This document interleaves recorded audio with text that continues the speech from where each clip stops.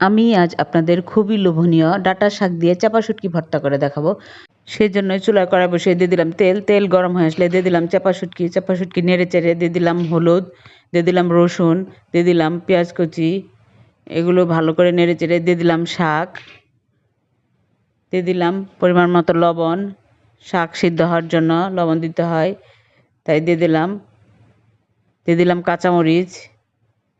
খুবই টেস্ট লাগে এই চাপা শুটকি ভর্তা।